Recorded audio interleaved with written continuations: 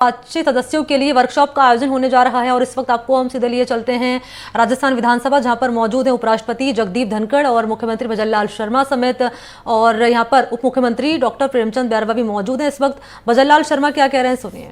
की मांग कर सकता है और सरकार के नीति निर्धारण पर सार्थक प्रभाव डाल सकता है। अपने निर्वाचन क्षेत्र और सामान्य हित में हमारी आवाज विधानसभा में सुनी जाए, इसके लिए सभी उपलब्ध संसदीय साधनों का विधि पूर्वक उपयोग किया जाना चाहिए। लेकिन हमारा दायित्व है कि हम सभा के समय बुद्धिमानी और विवेकपूर्ण तरीके से उपयोग करें। विधानसभा का समय बहुमूल्य है और इसके कामकाज का असर करोड़ों लोगों के जीवन पर पड़ता है। 14वीं विधानसभा में 990 घंटे और 15वीं विधानसभा में 1068 घंटे का काम हुआ है। हम विधानसभा को और उपयोगी कैसे बना सकते हैं, इस पर भी विचार किया जाना चाहिए। असहमति और मतभेद लोकतंत्र के अभिन्न अंग हैं और उन्हें अभिव्यक्त करने के लिए समुचित साधन उपलब्ध हैं। मुझे गर्व है कि हमारी विधानसभा में समस्त प्रकार के विचारों और आकांक्षाओं को समान महत्व प्रदान करने की परंपरा है। हाल में ऐसे अनेक उपाय किए गए हैं जिससे संसदीय कार्य को सहज और सुव्यवस्थित बनाया जा सके। यह सदस्यों पर निर्भर है कि वे नियमों और प्रक्रियाओं का किस तरह से सदुपयोग करते हैं और व्यापक हित में सभा को सुगमता पूर्वक संचालित करने में सहायता करते हैं। कई नई परिपाटियां और पद्धतियां भी विकसित हुई हैं, जिनके रूबरू होना जनप्रतिनिधियों के लिए बहुत जरूरी है। विधायक निर्वाचित होने से पहले तक तो हमारा कार्य क्षेत्र अपने निर्वाचन क्षेत्र तक ही सीमित रहता है, लेकिन विधायक निर्वाचन होकर विधानसभा में पहुंचने के बाद हमारा कार्य तंत्र को पूरे प्रदेश तक विस्तृत हो जाता है। विधायक को इस बात का ध्यान रखना चाहिए कि वो केवल अपने क्षेत्र की समस्याओं तक सीमित नहीं रहे, बल्कि संपूर्ण राजस्थान की समस्याओं पर भी अपने विचार प्रस्तुत करें। ये सदन सबका है, ये पक्ष प्रतिपक्ष का नहीं, ये सदन हमारा है।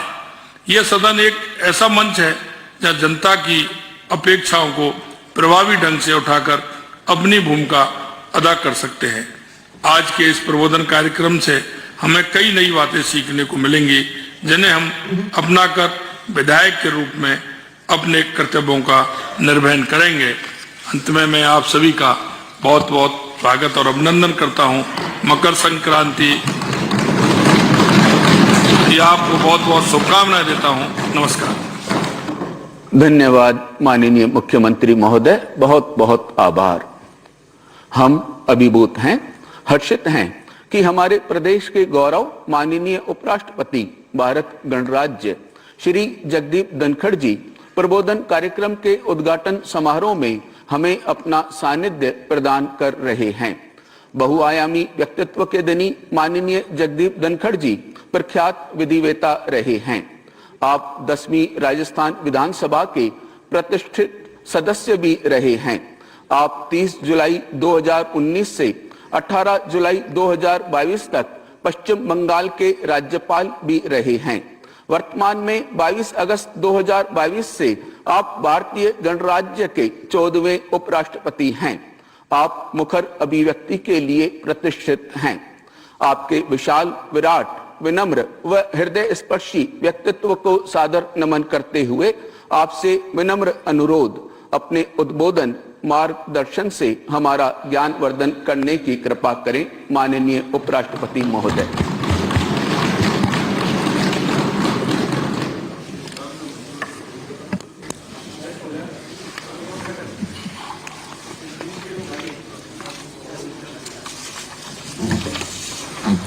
सबसे बड़ी मुश्किल आती तब है जब आप उनके सामने होते हो जो आपको पूरी तरह जानते हैं, और यह संकट मेरे सामने है। अपनों के बीच में बोलना ये मेरा कद नहीं है। मुझे यहाँ बहुत कुछ सीखने को मिला है। तो मेरा वक्तव्य अनौपचारिक रहेगा। विधानसभा के अध्यक्ष श्री वासुदेव देवनानी जी, आपसे मेरा पुराना परिचय है। राजनीतिक अखाड़े में इन्होंने जितना मेरा विरोध अजमेर में किया, सार्थक रूप से किया, सदैव मुझे याद रहेगा और हमारे संबंध बिल्कुल ठीक रहे। मैं कह सकता हूं वासुदेव कुटुंबकम जो हमारी सांस्कृतिक विरासत है, हजारों साल की, दुनिया उसको पहचान चुकी है, उसका लोहा मान चुकी है और G20 में सबने देखा है, आप उसके प्रतीक हैं। मर्यादित होकर कटाक्षपूर्ण तरीके से विरोध करना कोई आपसे सीखे। राजस्थान प्रदेश भौगोलिक दृष्टि से सबसे बड़ा है, सांस्कृतिक दृष्टि से हम अव्वल दर्जे के हैं। उस प्रांत का मुख्यमंत्री होना बहुत बड़े सौभाग्य की बात है।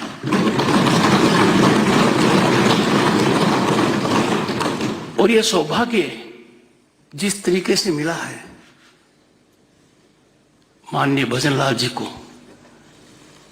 तो अपने सबको एक संकेत मिलता है कि भारत बदल गया है और अब सब कुछ मुमकिन है। कम समय में माननीय भजनलाल जी ने लोकप्रियता हासिल की है। मैं माननीय मुख्यमंत्री जी से कहूंगा, कम समय में हासिल की हुई लोकप्रियता को बढ़ाना और बचाना दोनों आपके ऊपर एक चुनौती है और मुझे कोई शंका नहीं है ये खरे उतरेंगे। राजस्थान का सौभाग्य है कि राजस्थान को 2 उप मुख्यमंत्री मिले हैं। दिया कुमारी जी अपने प्रभाव, अनुभव और जेंडर के हिसाब से बहुत बड़ा योगदान कर पाएंगी और प्रभाव छोड़ेंगे। उप मुख्यमंत्री डॉक्टर प्रेमचंद बैरवा का जीवन मैंने देखा है। मजदूरी करते हुए शिक्षा प्राप्त करना, एमए बनना, एमफिल की डिग्री प्राप्त करना, पीएचडी की डिग्री प्राप्त करना, एलएलबी करना आसान नहीं है। मैंने खुद रास्ता अपनाया है और मैं जानता हूं कितना कष्टदायी हो सकता है। इनके लिए बहुत बड़ा सुअवसर है। इन्होंने जो जीवन जिया है वो बहुत इनके काम आएगा और राजस्थान की जनता का निश्चित रूप से फायदा होगा। मुझे आशा थी कि प्रतिपक्ष के बहुत से लोग यहां होंगे, उनकी अनुपस्थिति मुझे थोड़ी खल रही है, पर मैं मानकर चलता हूं कि कोई ऐसा कारण होगा जिसकी वजह से वो आज नहीं आ पाए। पर हर परिस्थिति में पधारो हमारे राजस्थान को हमें कभी नहीं भूलना चाहिए और किसी के लिए नहीं भूलना चाहिए। कोई भी समय हो, कोई भी व्यक्ति हो, थोड़ा सा मैंने महसूस किया है सदन में। अगली बात ये कहूंगा कि सूचना न होना आज के दिन कोई नहीं मानेगा। सोशल मीडिया इतना जबरदस्त है। मैं प्रतिपक्ष के हर सदस्य को मेरा प्रणाम करता हूं और ये वो वर्ग है जो विधानसभा के लिए रीढ़ की हड्डी का काम करेगा।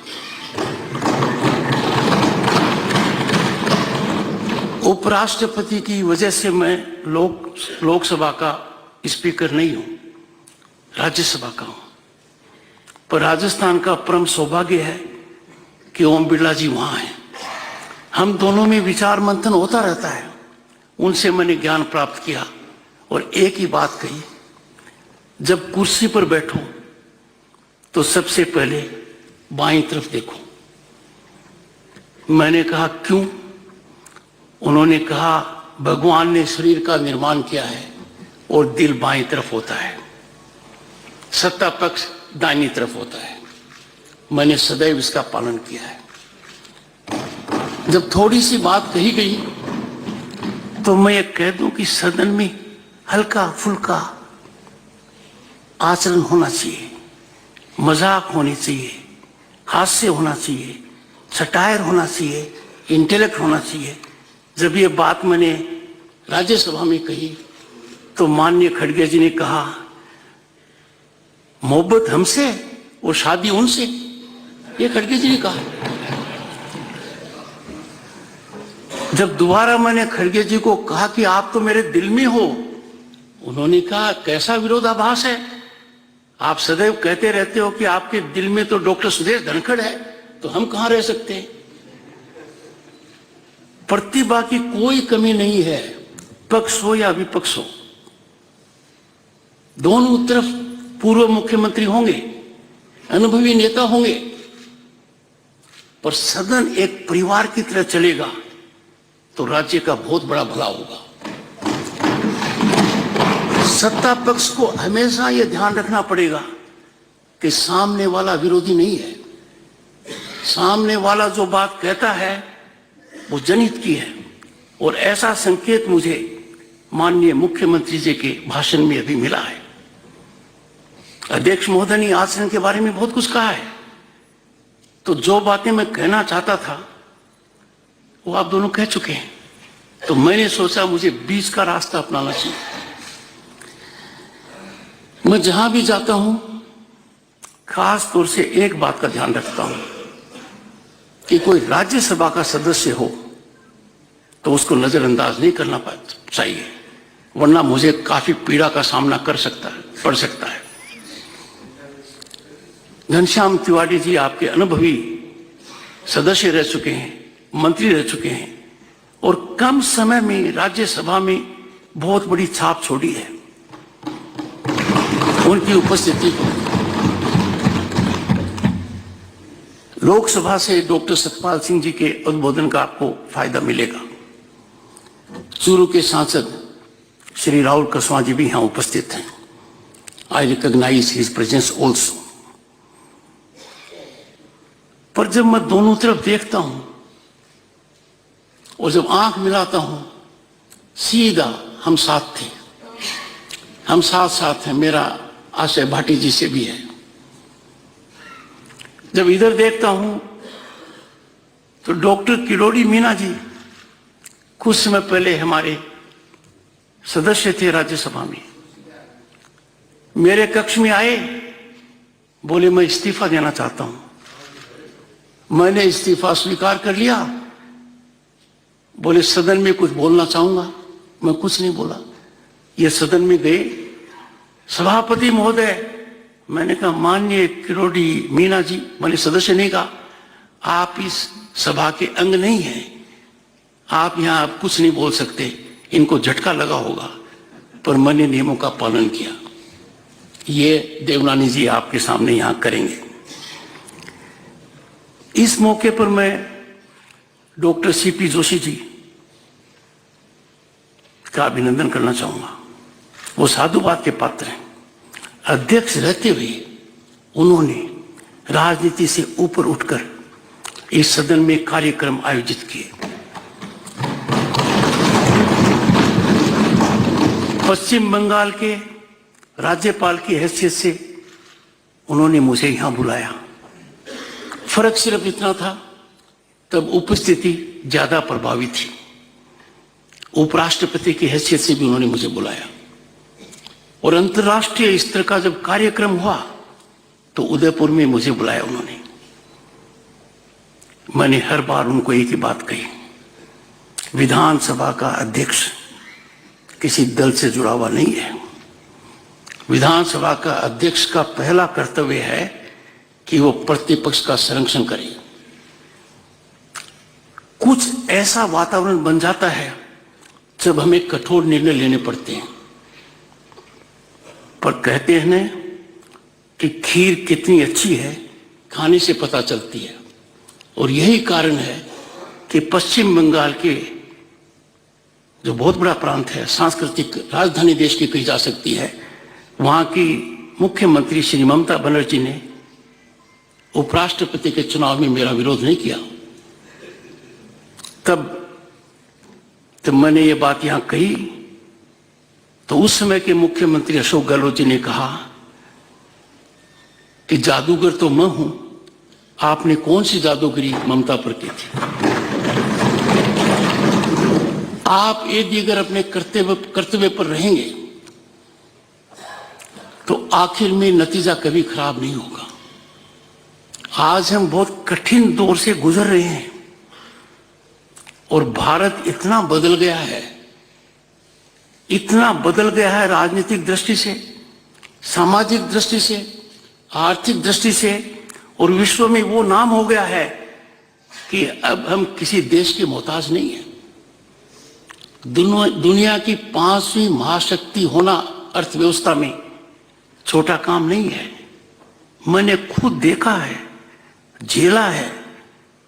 जब 1989 में लोकसभा का सदस्य बना, केंद्र में मंत्री था, सोने की चिड़िया कहलाने वाले देश का सोना हवाई जहाज से स्विट्जरलैंड के 2 बैंकों को गिरवी रखना पड़ा क्योंकि हमारी अर्थव्यवस्था चरमरा गई थी। आज से करीब 10-12 साल पहले दुनिया की 5 कमजोर अर्थव्यवस्थाओं में भारत था। आज भारत दुनिया की 5वीं महाशक्ति है। हमने कनाडा को पीछे छोड़ा है, फ्रांस को पीछे छोड़ा है, उनको पीछे छोड़ा है जिन्होंने सदियों तक हम पर राज किया। और आने वाले 2-3 साल में भारत जापान और जर्मनी को पीछे छोड़ते हुए या उनसे आगे निकलते हुए सकारात्मक सोच की वजह से तीसरी आर्थिक महाशक्ति होंगी। मेरे कहने का आशय यह है, इस सब का निर्माण सदन करती है। इस बहुत बड़े हवन में आपका योगदान है, नेतृत्व का है, नीति का है, पर आम आदमी का भी योगदान है। आपके सामने चुनौती ज्यादा है क्योंकि जिस गति से भारत आगे बढ़ रहा है, दुनिया अचंभित है। दुनिया सोच नहीं पाई कि क्या भारत कभी हो सकता था। हमने जब लोकसभा में थे, केंद्र में मंत्री थे, कभी कल्पना नहीं की, कभी सोचा नहीं कि भारत का इंफ्रास्ट्रक्चर, टेक्नोलॉजिकल डेवलपमेंट, विकास इस तरह का होगा। ये हर भारतीय के खून और पसीने का नतीजा है, नीतियां और समर्पण की भावना से है। किसी भी विकास की गंगा की शुरुआत विधायिका से होती है। विधायिका का सबसे प्रमुख कर्तव्य है कि विधायिका कार्यपालिका और न्यायपालिका दोनों को सही दृष्टिकोण में रखे। कार्यपालिका को कटघरे में रखने का, कार्यपालिका को सही रास्ता दिखाने के लिए कार्यपालिका नियम के अनुसार काम करे, ये पूरे सदन का कर्तव्य है। ये सिर्फ इस तरफ का नहीं, दोनों तरफ का है। यदि अगर सरकार को आईना दिखाया जाएगा तो सरकार के लिए बहुत लाभकारी होगा। और मेरे कहने का मतलब यह है कि सदन के अंदर जो हम कार्यवाही करते हैं उसका असर प्रांत में नहीं, प्रांत के बाहर भी पड़ता है। सबसे पहले आपको ध्यान रखना चाहिए कि संविधान सभा में कार्यवाही कैसे हुई। करीब 3 साल तक संविधान सभा चली, कई सत्र हुए, उनके सामने बहुत बड़ी चुनौतियां थी, जटिल विषय थे, एक मन बनाना मुश्किल था। उन लोगों ने विवेकपूर्ण तरीके से जो काम किया वो आपका आदर्श होना चाहिए। 3 साल के काल में एक बार भी व्यवधान नहीं हुआ, एक बार भी कोई प्ले कार्ड नहीं दिखा, एक बार भी कोई वेल में नहीं आया। और संकेत साफ है, सरकार सत्ता में है पर सदन को चलाना और राज्य को दिशा देना पक्ष और विपक्ष दोनों की जिम्मेवारी है। पक्ष सुझाव दे सकता है, कार्यान्वित कर सकता है, पर प्रतिपक्ष जो सुझाव दे उन पर ज्यादा गहराई से चिंतन किया जाए, ये मेरा मानना है। आज का परिदृश्य चिंता और चिंतन का है। आज बाहर जाकर पता लगा लीजिए, विधायिका का आचरण देखकर लोग हतप्रभ हैं, लोग चिंतित हैं। अनुकरणीय आदर्शवादी आचरण जिनका होना चाहिए, उनका आचरण जनता की नजर में कई बार ठीक विपरीत है। प्रभावी बात तभी कही जा सकती है, प्रभावी बात इतिहास में तभी अंकित हो सकती है जब वो सदन के पटल पर कही जाए और इतिहास में जड़ी जाती है। व्यवधान करने की लाइफ, शेल्फ लाइफ अखबार की कल की सुर्खियां हो सकती हैं, 1 सप्ताह तक असर डाल सकती हैं, उनका प्रभाव ज्यादा दिन तक नहीं रहता है। पर आप बहुत बड़ा सुअवसर खो देते हो जब सदन चलता नहीं है। सदन न चलने में सबसे ज्यादा प्रसन्नता किसी को यदि होती है तो सरकार को होती है। आप सरकार से प्रश्न नहीं पूछ सकते, सरकार को कटघरे में नहीं रख सकते, और नुकसान भी सरकार का ही होता है क्योंकि सरकार आपकी योग्यता का फायदा नहीं ले पाती है। मेरा हमेशा से मानना रहा है कि भारत की सबसे बड़ी ताकत हमारी डेमोक्रेसी है।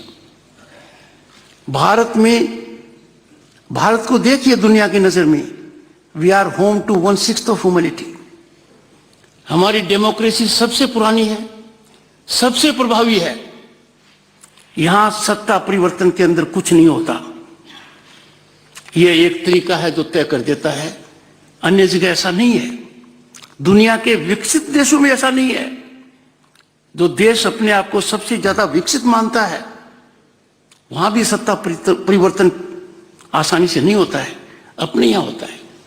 दुनिया के लिए भारत प्रजातंत्र की दृष्टि से आदर्शवादी है क्योंकि हमारी सांस्कृतिक विरासत 5000 साल की है, किसी और देश की नहीं है। और दूसरी जो हमारी मजबूती है वो हमारी कार्यपालिका है। हमारे अधिकारीगण किस वजह से वहां पहुंचते हैं? वो दुनिया का सबसे मुश्किल परीक्षा पास करते हैं। उनका चयन प्रक्रिया, उनका प्रशिक्षण उनको मजबूती देता है। वो किसी भी काम को हासिल करने में कभी पीछे नहीं रहते हैं। और भारत की कार्यपालिका ने दुनिया में दिखा दिया कि यदि अगर कार्यपालिका को सही नीति दी जाती है तो नतीजे आश्चर्यजनक होते हैं। भारत ने देखा है। यही कारण है कि आज के दिन हर घर में आपको चूल्हे के बजाय गैस कनेक्शन दिखेगा। लोगों को आशा बनी हुई है कि मेरे घर में मिलों चलकर मटके पर पानी नहीं आएगा, मेरे घर में नल होगा, मेरे घर में शौचालय होगा, पढ़ाई मेरे नजदीक मिलेगी, महिलाओं की उन्नति होगी। और यह किसी राजनीतिक मुद्दे के विषय से नहीं है, यह पूरे देश की प्रगति का वजह है। मैं आपसे यह जानना चाहता हूं कि आपके मन में क्या बात कभी नहीं आती है? हम विकास को राजनीतिक चश्मे से नहीं देख सकते और यह कहना कि किस कालखंड में क्या हुआ है, तो भारत ने आजादी के बाद संकटमय स्थिति के अंदर प्रगति की है। कुछ कालखंड में प्रगति ज्यादा है, कुछ कालखंड में संकट ज्यादा रहा होगा, पर आज का भारत जिस स्तर पर है, आप सब पर बहुत बड़ा उत्तरदायित्व है। आपको दिशा देनी पड़ेगी। एक छोटी सी बात ले लीजिए, सोशल मीडिया। किसी भी सदस्य के बारे में सोशल मीडिया में एक ऐसी भ्रांति फैलाई जा सकती है जो एक बड़ी आग का रूप ले लेगी। इस सदन को तय करना है कि इस प्रकार की व्यवस्था का पर अंकुश कैसे लगाएं, सार्थकता से हमारा जीवन चलता रहे, हमारे चरित्र हनन की प्रयास न हो, कैसे रोकें। सदन का मुख्य काम है विधायी निर्माण में योगदान देना। मुझे बड़ी पीड़ा होती है, और विशेषकर पीड़ा मुझे होती है उस वर्ग से जिस वर्ग से मैं आता हूं, वकालत के पेशे से। भारतीय संसद ने हाल ही में अंग्रेजों के कानून को छोड़कर 3 कानूनों का निर्माण किया। राज्यसभा में देश के सर्वश्रेष्ठ अधिवक्ता सांसद हैं, एक ने भी परिचर्चा में भाग नहीं लिया। व्यक्तिगत रूप से मैंने उनको कहा है, ये पीड़ा का विषय है। जो लोग राय दे सकते हैं, मार्गदर्शन दे सकते हैं, बता सकते हैं ये बदलाव होना चाहिए, वो नहीं कर पाए। एक भी उनमें निलंबित नहीं था। सदस्य को निलंबन करना सबसे बड़ी पीड़ा। बहुत गहराई से सोचते हैं, कक्ष में चर्चा करते हैं, उनसे विचार विमर्श करते हैं, उनके साथ भोजन करते हैं, और यही बात है कि वो कोई ऐसा भाव नहीं रखते, खासतौर मेरे लिए, कि आपने गलत किया। वो कहते हैं कि हम सीमाओं में बंधे हुए हैं, और मैं समझता हूं ये सीमाएं सदस्य राजनीतिक दल के आदेश को मानने के लिए विवश है। ये एक हकीकत है, सत्ता पक्ष हो चाहे विपक्ष हो। पर राजनीतिक दलों से भी मैं आग्रह करूंगा, सदस्यगण अपनी प्रतिभा को तभी दिखा पाएंगे, सार्थक बना पाएंगे, जब अनेक विषयों पर आप उनको पूरी बात कहने का मौका दें। हो सकता है कुछ राजनीतिक मुद्दे जिन पर राजनीतिक दलों का नियंत्रण होना चाहिए, वो राजनीति कैसे करते हैं यह विषय आसन का नहीं है। पक्ष विपक्ष का आपस में हो सकता है। आसन पर संदेह करना मैं समझता हूं कभी ठीक नहीं रहेगा। आसन पर बैठने वाला व्यक्ति दोनों तरफ देखता है। हल्की फुल्की बातें इतनी हो जाती हैं कि हमें उनको दिल पर नहीं लेना चाहिए। जब मैं राज्यसभा का सभापति बन गया था, तो उससे पहले वेंकैया नायडू जी के पक्ष में खड़गे जी ने एक बात कही कि बहुत अच्छे रहे आप, और मेरे बारे में कहा कि आने वाला मौसम कैसा रहेगा, कितना सताएगा पता नहीं। ये बात उन्होंने एक भावना से कही थी, उसका मैं 2 अर्थ ले सकता हूं। ऐसा कभी नहीं होना चाहिए।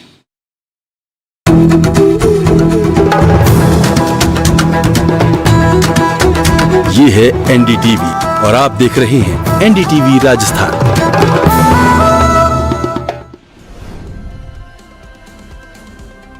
जल जीवन मिशन घोटाले को लेकर प्रवर्तन निदेशालय की कार्रवाई। पूर्व मंत्री महेश जोशी, अधिकारियों और ठेकेदारों के घरों पर छापा। राजस्थान के 7 जगहों पर ईडी की कार्रवाई।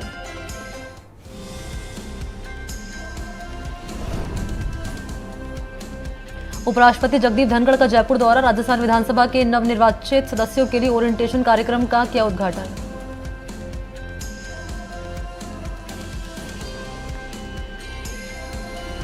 प्राण प्रतिष्ठा से पहले अयोध्या में शुरू हो रहा है 6 दिनों का विशेष अनुष्ठान। कर्मकुटी पूजन के साथ आयोजन की शुरुआत।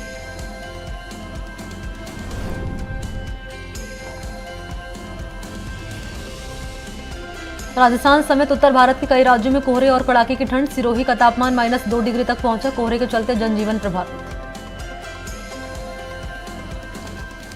मुल्तानी कूका कफ सिरप, ताकि बदलते मौसम के साथ आप ना बदलें।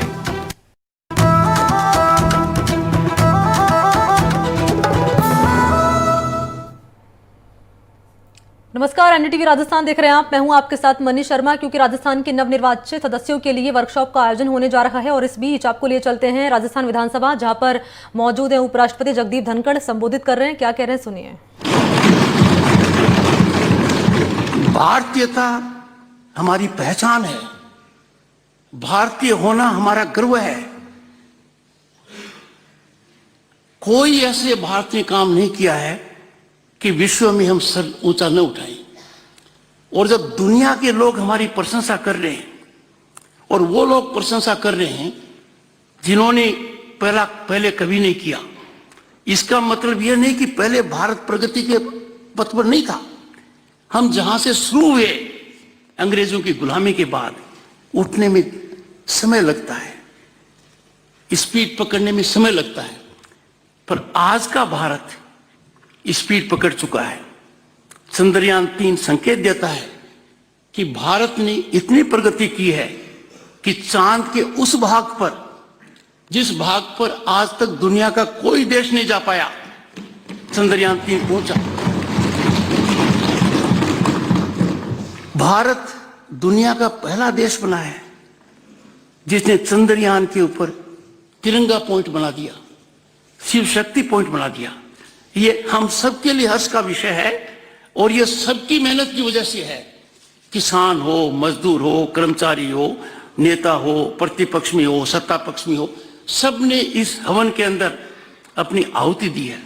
ये हमें सोचना चाहिए। डॉक्टर अंबेडकर ने एक चेतना भी की। पहली बात आग्रह किया कि हर हालत में आप भारतीय रहिए।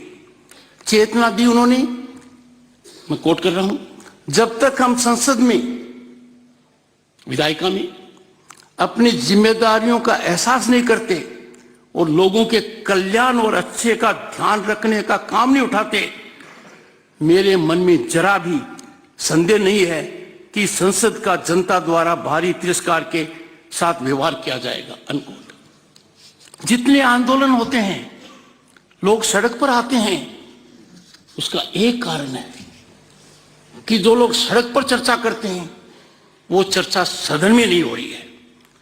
यदि अगर सदन में चर्चा होगी तो वो व्यापक संदेश जाएगा। संविधान सभा जब बनी थी उसमें सदस्य पर थे, पर आज का सदन हर समाज के वर्ग का प्रतिनिधित्व करता है। आपके यहां चर्चा का मतलब है पूरे देश और राष्ट्र को संदेश जाएगा। तो ये चेतना और आग्रह है के बाद डॉक्टर अंबेडकर जी ने एक चिंता व्यक्त की, गंभीर चिंता व्यक्त की, और मेरा आपसे पुरजोर आग्रह रहेगा आप इस पर चिंतन कीजिए।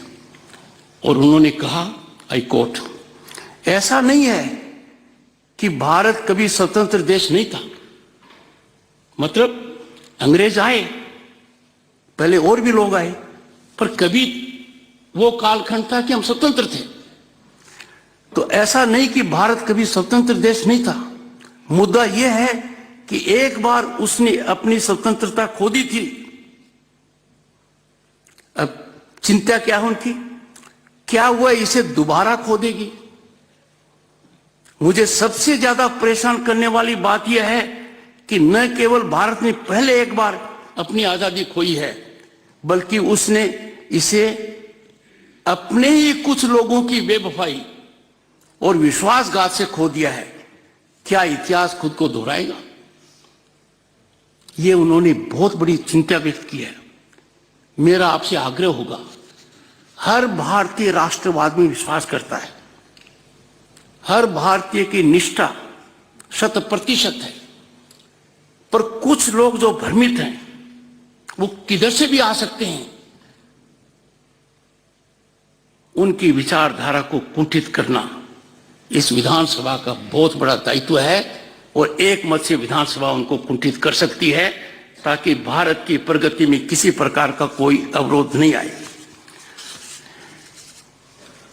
मैं संविधान के बारे में कुछ बताना चाहूंगा, क्योंकि संविधान में आपको हर बात का जवाब मिलेगा। जिस तरीके से गीता दर्शन में मिलता है। पहली बैठक दिसंबर 9, 1946 को हुई, तब 207 सदस्य थे। 2 साल 11 महीने 17 दिन ये चली, 11 सत्र हुए 165 दिन के, बहुत योगदान किया गया। पर इतिहास में झांकेंगे तो संख्या पहले कहां से आई? संविधान सभा के सदस्य सीधे रूप से निर्वाचित नहीं थे, कोई सीधा चुनाव जीत कर नहीं आए जैसे आप लोग आए थे, वो इनडायरेक्ट इलेक्शन था। और ऐसी संख्या 292 थी।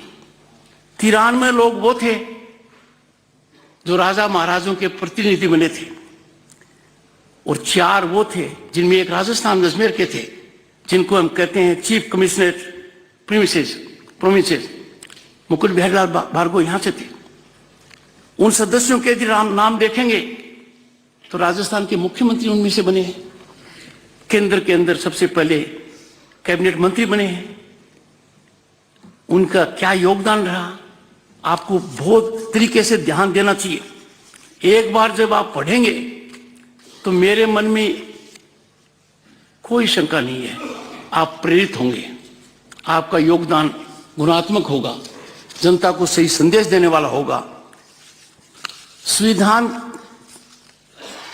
की जो मूल प्रति है अंग्रेजी और हिंदी में, जो हस्तलिखित है, उसको यदि आप देखेंगे, जिसके लिए मैं आप सबको आमंत्रण देता हूं, मैं माननीय अध्यक्ष जी को कहूंगा कि राजस्थान विधानसभा का हर सदस्य, चाहे पहली बार निर्वाचित हो चाहे पहले से निर्वाचित रहा हो, मेरे आमंत्रण पर नए संसद भवन में मेरा आतिथ्य स्वीकार करें, और जितनी व्यवस्था हम कर पाएंगे, जितनी जानकारी आपको दे पाएंगे वहां, वो आपके लिए लाभकारी होगी। मैं हर सदस्य को यह भी निमंत्रण देता हूं कि वो अपने परिवार सहित आए। उसका विशेष कारण यह है कि भारतीय संसद का जो नया भवन है, देखने से ही आपको पता लगेगा कि कोविड के बावजूद 2.5 साल में कोई भवन नहीं बना है। भवन के अंदर बहुत कुछ हुआ है, हमारी सांस्कृतिक धरोहर है। इसके साथ भारत मंडपम एक ऐसा है जहां भारत ने अपनी संस्कृति को दुनिया को दिखाया G20 में, उसके भी दर्शन आप करेंगे। ये मेरे निमंत्रण का हिस्सा है। माननीय अध्यक्ष जी से मैं खास तौर से आग्रह करूंगा कि अध्यक्ष जी एक तरीके से सभी की व्यवस्था करो, अलग अलग समय आ सकते हैं। और राजस्थान की जो भूमि है वो निश्चित रूप से ये संकेत देती है कि आतिथ्य में किसी प्रकार की कमी नहीं हो। अंत में मैं एक बात कहूंगा, भारत के संविधान को लोगों ने पढ़ा है, पर जो भारत का संविधान उपलब्ध है वो पूर्ण नहीं है। भारत के संविधान में चलचित्र हैं। मेरा आग्रह रहेगा कि राजस्थान विधानसभा भारत के उस संविधान के प्रति हर सांसद को उपलब्ध कराए, हर संसद सदस्य को उपलब्ध कराए। तब आपको पता लगेगा कि संविधान में जो चित्र हैं वो संविधान निर्माताओं ने हमारी 5000 साल की सांस्कृतिक विरासत की झलक दिखाई है। सारनाथ के अशोक स्तंभ का अशोक चिन्ह चित्र है। संविधान के पहले भाग में सिंधु घाटी सभ्यता के चर्चित प्रतीक जेबू बैल है। भाग 2 में वैदिक काल का गुरुकुल है, और भाग 3 जो सबसे महत्वपूर्ण है, मौलिक अधिकारों से जुड़ा हुआ है, आम नागरिक के हितों से जुड़ा हुआ है, आम नागरिक को प्रजातांत्रिक व्यवस्था की महक दिलाता है, जो प्रजातांत्रिक मूल्यों को प्रखर करता है। उसके उस भाग के चित्र में श्री राम, सीता और लक्ष्मण पुष्पक विमान से अयोध्या लौट रहे हैं। संविधान का जो चौथा भाग है, जो अत्यंत महत्वपूर्ण है, वो राज्य के नीति निर्देशक तत्व है, directive principles of state policy, कि हमारा राज्य कैसा हो, उसमें जो चित्र है वो कुरुक्षेत्र का चित्र है। भगवान श्री कृष्ण अर्जुन को गीता का ज्ञान दे रहे हैं। ये संविधान का भाग है जो अक्सर किताबों से दूर क्यों रह जाता है, मेरे समझ में नहीं आता है। अन्य भाग देखेंगे आप, गौतम बुद्ध, 14वें जैन तीर्थकर महावीर, सम्राट अशोक, हनुमान, हमारी जाति को तो हनुमान जी से ज्यादा जोड़ा जाता है, वो भी वहां पर हैं। राजा विक्रमादित्य, छत्रपति शिवाजी, सिखों के 10वें गुरु गोविंद सिंह जी, महान अकबर, गांधी जी, नेताजी सुभाष, रानी झांसी, सब वो चित्र में है।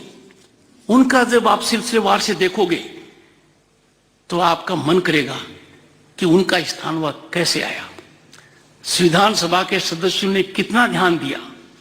भारत के संविधान को पढ़ने वाले को अंदाजा लग जाएगा और आपको 5000 साल की संस्कृति का निचोड़ उन चित्रों में मिल जाएगा।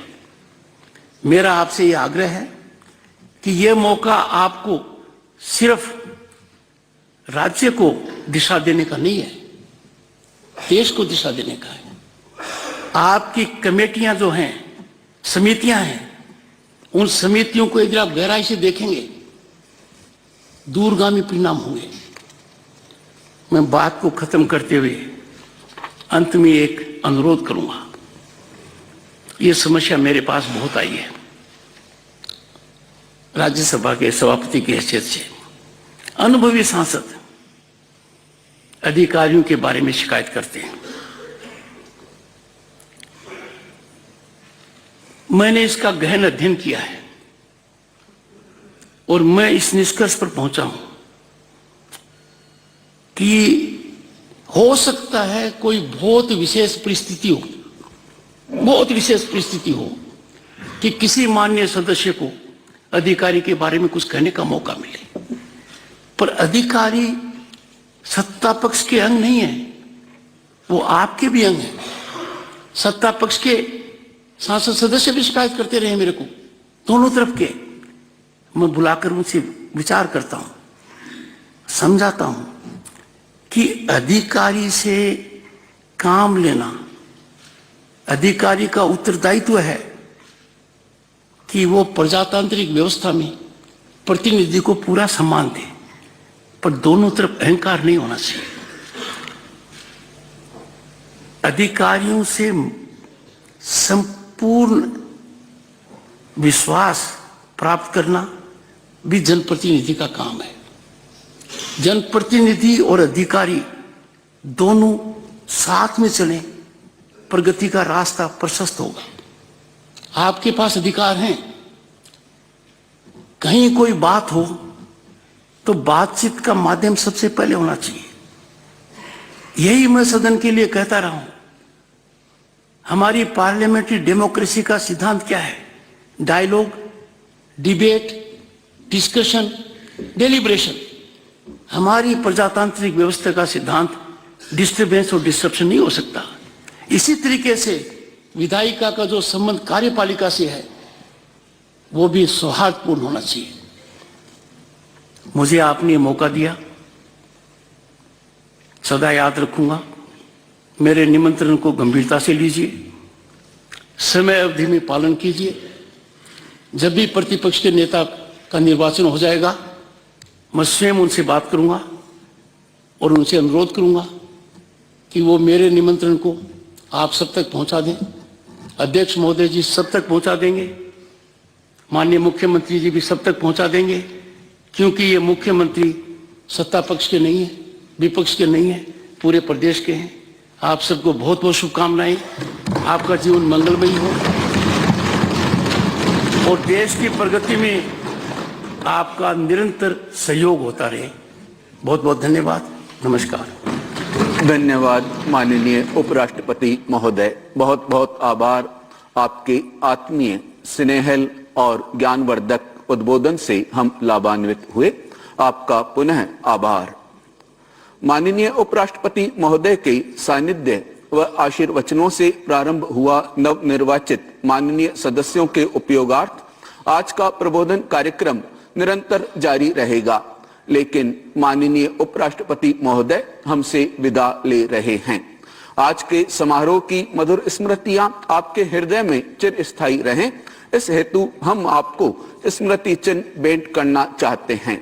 माननीय अध्यक्ष विधानसभा श्री वासुदेव देवनानी जी से निवेदन है कि कृपया माननीय उपराष्ट्रपति महोदय को आप यह स्मृति चिन्ह प्रदान करें।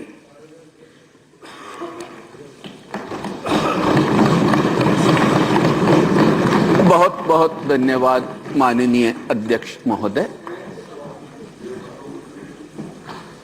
अब समय आभार व्यक्त करने का है। माननीय सरकारी मुख्य सचेतक महोदय श्री जोगेश्वर गर्ग जी से निवेदन है कि आप सभी का आभार व्यक्त करें। माननीय श्री जोगेश्वर जी गर्ग। भारत के महामहिम उपराष्ट्रपति माननीय जगदीप धनखड़ साहब, अध्यक्ष विधानसभा माननीय वासुदेव देवनानी साहब, राजस्थान के लोकप्रिय मुख्यमंत्री माननीय भजनलाल शर्मा साहब, उपस्थित सांसदगण, विधायकगण, पूर्व सांसदगण, पूर्व विधायकगण, अधिकारीगण, सौभाग्य है हमारा भारत के उपराष्ट्रपति हमारे बीच में पधारे हैं, और विशेष सौभाग्य इसलिए कि वो हमारे अपने हैं, कभी वो हमारे इसी सदन के सदस्य रहे हैं।